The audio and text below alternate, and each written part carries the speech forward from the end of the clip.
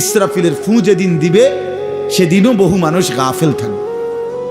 হাদিসে আছে ইসরাফিলের ফু হবে, পৃথিবীতে ভূমিকম্প শুরু হবে, জমিন কাঁপতে শুরু করবে, আসমান ভাঙতে শুরু করবে, তখনও গাফলতের মধ্যে বহু মানুষ থাকবে। এই অবস্থাতেই মৃত্যু হবে, এই অবস্থাতেই হাসর হবে। কাজেই গাফেল থাকবেই, গাফেল থাকবেই। এই জন্য আল্লাহ তাআলা আমাদের প্রত্যেককে আল্লাহর কথা, কোরআন সুন্নাহর কথা মনোযোগ দিয়ে আন্তরিকতা নিয়ে শুনবার তৌফিক দান করেন। এবার আর একটা কথা, ছোট্ট কথা, সেটা হলো ভাই, মেহেরবানি করে প্রত্যেকে এই যাদের হাতে মোবাইল, এই হাতে ধরা এই মোবাইলগুলো নামায় ফেলো। আল্লাহর ওয়াস্তে আমার এই কথাটা রাখো, ভালো হবে। আমি তোমাদের কল্যাণের জন্য বললাম। আল্লাহর ওয়াস্তে এই হাতের মোবাইলটা অল্প একটু সময়ের জন্য আমি অনুরোধ করলাম, এটা নামাইয়া এটা বন্ধ করে দাও। এমনি শুনো, চেহারার দিকে তাকাইয়া শুনলে দোস্ত ভালো হবে, মনোযোগ বাড়বে, দিলে কথা জমে। শুধু মোবাইলটা ধরে রাখলে একটা বড় সমস্যা হলো নিজের অন্তরের মধ্যে যেখানে থাকে এটা যে আমার মোবাইলে উঠতেছে কিনা, সেই জন্য সারাক্ষণ নজর এটার দিকে থাকে। আর একটা মনোবিজ্ঞানীদের একটা কথা হলো, মানুষের অন্তর একসাথে দুই জিনিস ভাবতে পারে না। এটা একটা কি পরীক্ষিত কথা, দিলে একই মুহূর্তে দুই জিনিস ভাবে না।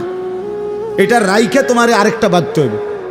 তাহলে এখন যেহেতু তোমার ফিকিরে মনোযোগ মোবাইলটাতে উঠতেছে কিনা ঠিক মতো, তাহলে আর নিজের জন্য কিছু গ্রহণ হবে না।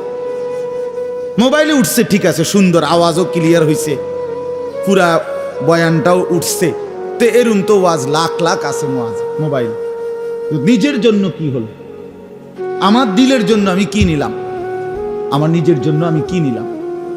এই জন্য দোস্ত, এটা জরুরি বিষয়, এটা গুরুত্বপূর্ণ বিষয় যে নিজের জন্য গ্রহণ করা। তু আগার মেরা নিহি বনতা না বন, আপনা তো বন। ভারতীয় উপমহাদেশের একজন বিখ্যাত বুজুর্গ বলছেন, সৈয়দ আবুল হাসান আলী নদভী রহমতুল্লাহ আলাই, হে যুবক, যদি তুমি মানুষের কল্যাণ, সমাজের কল্যাণ, কারো কোনো উপকার যদি করতে নাও পারো, আপনা তো বন, নিজের ভালোটুকু তো করো, নিজের কল্যাণটা তো কমপক্ষে ভাবো, নিজেরে কমপক্ষে সুন্দর বানাও। আমি কে? আমি কোত্থেকে আসলাম? আমারে কে বানাইলো? আমি কোত্থেকে আসলাম? কেন বানাইলেন? আমি ফিরে যাব কোথায়? প্রতিনিয়ত দোস্ত, বন্ধু আমার, বাপ আমার, যে মানুষগুলো কবরে চলে যায়, তাদেরকে কে নিয়ে যাচ্ছে? কেউ তো নিজের থেকে মরতে চায় না, আত্মীয় স্বজনও তো কারো মৃত্যু চায় না, কিন্তু একজন অদৃশ্য মালিক নিয়ে যাচ্ছে। কেন নিয়ে যায়? কেন নিয়ে যাচ্ছেন? কোথায় নিয়ে যাচ্ছে? এজন্য প্রিয় বন্ধু, বাপ, এটা আমাদের ভাবা উচিত। এতটুকু যে আমি নিজের কমপক্ষে ভাবি, আপনা তো বান। কোরআনুল কারীমে আল্লাহ বলছে, ইয়া আইয়ুহাল্লাযীনা আমানু আলাইকুম আনফুসাকুম, হে ঈমানদারগণ, মুমিনগণ, তোমরা নিজেকে নিয়ে নিজেকে সাজাও, গড়ো। আলাইকুম আনফুসাকুম, নিজেকে মজবুত করে ধরো, নিজের ভালোটুকু করো, নিজের সৌন্দর্যটুকু বুঝো। কোরআনুল কারীমে আল্লাহ বলছে, ভাইয়া, ওয়ালা তুলকু বিআইদিকুম ইলা তাহলুকা, হে আমার বান্দা, নিজেকে নিজে ধ্বংস করে দিও না, নিজেকে নিজে বরবাদ করে দিও না। একটা মোটর সাইকেল, অনেক ছেলে পেলে, আমি প্রায় সময় বলি, আমার এতটা মায়া লাগে যে হায়, নিজে একটা মোটর সাইকেল এইভাবে চালায়, মনে হয় যেন একটা কুত্তাও এভাবে দৌড়ায় না, এত দ্রুত গতি। আহা সন্তান, অ্যাক্সিডেন্ট করলে তো তোমারই পাওটা ভাঙ্গা যাবে, অ্যাক্সিডেন্ট করলে তোমার মাথাটা ফাইটা যাবে, অ্যাক্সিডেন্ট করলে তুমি তো রক্তাক্ত হয়ে যাবে। এতটুকু ভালো যদি না বুঝে এই পাগল, এই মাতাল, কি পরিমাণ মাতাল, এ কি পরিমাণ মাতাল। খুব জোরে চালাইলে মানুষে দেখবো, মানুষে দেখতে দেখতে তো তুমি গেছোই গা, তো কি দেখতো মানুষে?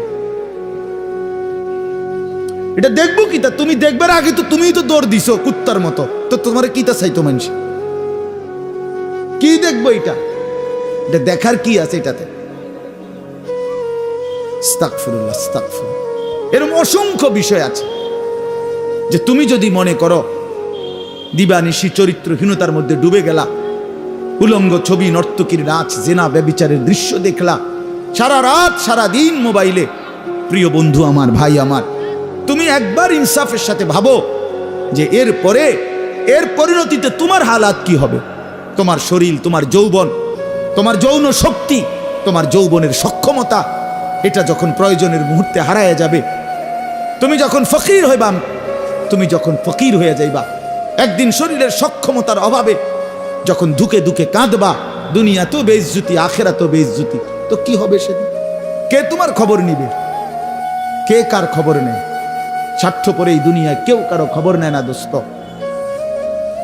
এই স্বার্থপর দুনিয়ায় কেউ খবর নেয় না। তুমি যেদিন মরে যাবা, আমি যেদিন মরে যাব, সেদিনও পৃথিবীতে সূর্য উঠবে, চাঁদ উঠবে, এই গাড়ি চলবে, সিএনজি চলবে, অটো চলবে, দোকানপাট খুলবে, ব্যস্ত মানুষ সব বাজার ব্যবসা ঠিকই চলবে, সব দৌড়াচ্ছে, শুধু আমি নিস্তব্ধ, শুধু আমি থেমে গেলাম। আমার হাত আর নড়ে না, পা আর নড়ে না, আমার আর চোখ খোলে না, আমার আর জিন্দিগির কোনো স্পন্দন নাই। এরই নাম দুনিয়া, এরই নাম দুনিয়া।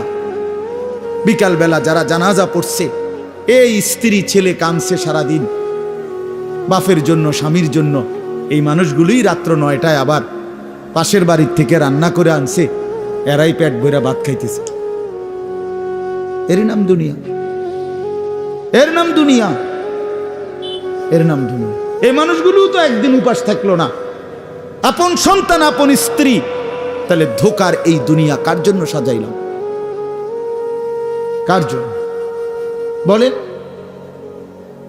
বলেন কার জন্য? ইয়ালামুনা যাহিরাম মিনাল হায়াতিদ দুনিয়া ওয়া হুম আনিল আখিরাতি হুম গাফিলুন। আল্লাহ বলে, বান্দা, দুনিয়ার জীবন তো খুব বুঝলা, কিন্তু আখিরাতের ব্যাপারে গাফিল হয়ে রইলা। আমার ছেলেরা, তোমরা বলো ভাই, তোমরা যারা খোদার 365 দিনে একটা বছরে কোনোদিন ফজরের নামাজ কোনোদিন পড়ো নাই, তোমার এই পরিণতি, তোমার এই গন্তব্য শেষ কোথায় তুমি বলো?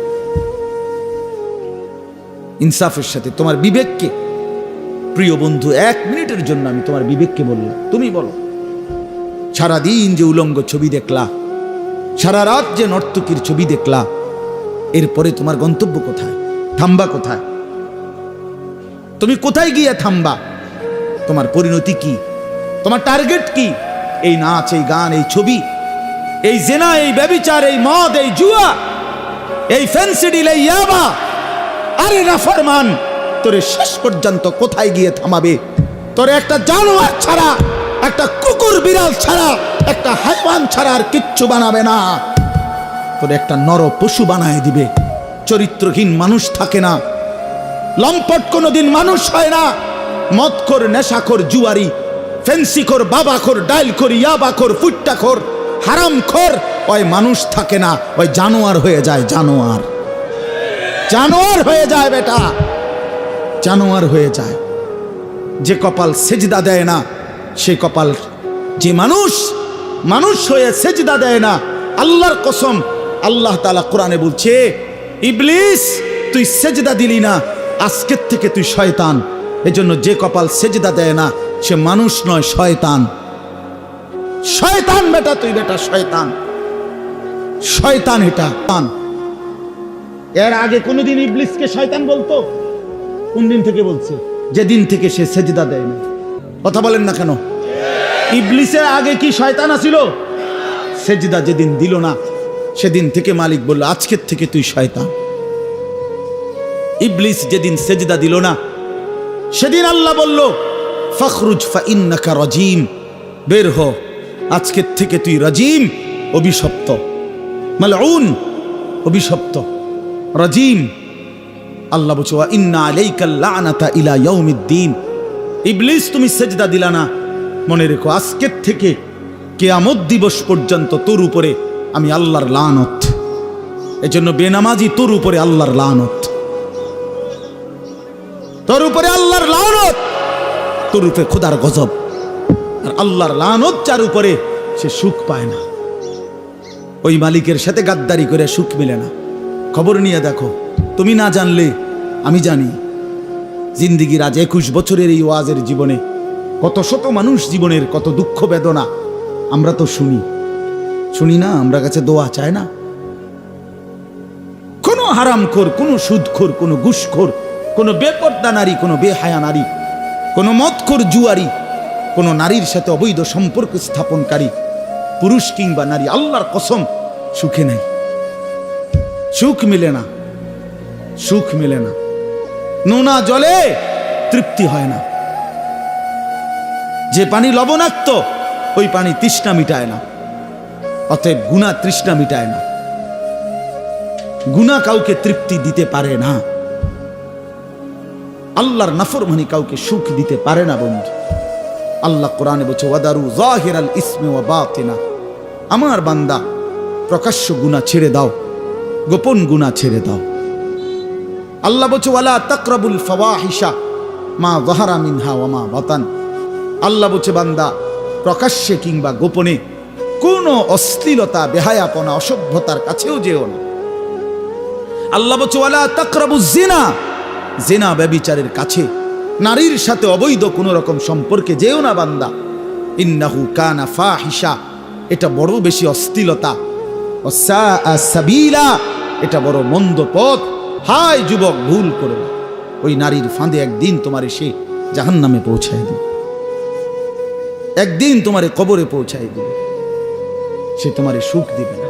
চরিত্রহীন নারী সুখী হয় না। যার নিজের সুখ নাই তে তোমারে কি সুখ দিবে? সুখ দিবে কিভাবে? সিনেমার নর্তকী সুখ দিবে কিভাবে? সে নিজে তো সুখে নাই, সে তো সুখে নাই।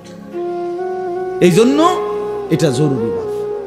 বাবাদেরকেও বলি, হায়াতের 60 বছরেও যারা গুনাহ ছাড়তে পারেন নাই, মনে রাখেন বাপ, এই কবর দেখা যায়, কবর দেখা যায়। চলেন এবার তরজমাটা শোনেন, তাইলেই আমার কথা শেষ। একটু দেখেন কোরআনুল কারীমের 30 নম্বর পারা 102 নম্বর সূরা, সূরাটার নাম আত-তাকাসুর। ছোট্ট একটা সূরা, 8টা আয়াত আমি তেলাওয়াত করছি। এই ছোট্ট সূরাটার তরজমা বলেই আমি আমার কথা শেষ করে ফেলব ইনশাআল্লাহ। আল্লাহ তাআলা আমাদেরকে তৌফিক দান করুন। এই সূরাটার একটা ছোট্ট প্রেক্ষাপট আছে, কেন নাজিল হলো। এটারে আরবিতে শানে নুজুল বলে। অর্থ হলো শানে নুজুল হলো কেন নাজিল হলো সূরাটা। রাসূলুল্লাহ সাল্লাল্লাহু আলাইহি ওয়াসাল্লামের জামানায় মক্কায় কুরাইশ বংশের লোকেরা, নবীজির বংশের নাম হলো কুরাইশ বংশ নাকি? এই কুরাইশ বংশের মধ্যে আবার ছোট ছোট গোত্র ছিল।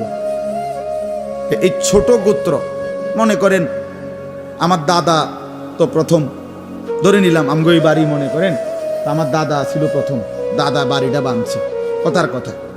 তো এখন আমার দাদার 4 ফুট, মানে আমার বাপ চাচারা 4 জন। তো আগে তো দাদার সাথে বাপ চাচারা 4 জন একসাথেই ছিল। তো দাদা মরে গেল, এখন বাপ চাচাদেরও সংসার বড় হয়ে গেল।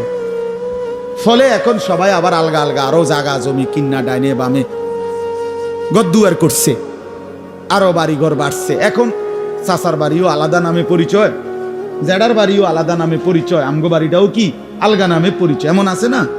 এই আর কি। তো প্রথমত তো বড় বংশটা পুরাটার নাম হলো কুরাইশ, কিন্তু এরপরে আবার এর অধীনে ধীরে ধীরে ছোট ছোট আরো গোত্র ছিল, আরো বংশ ছিল।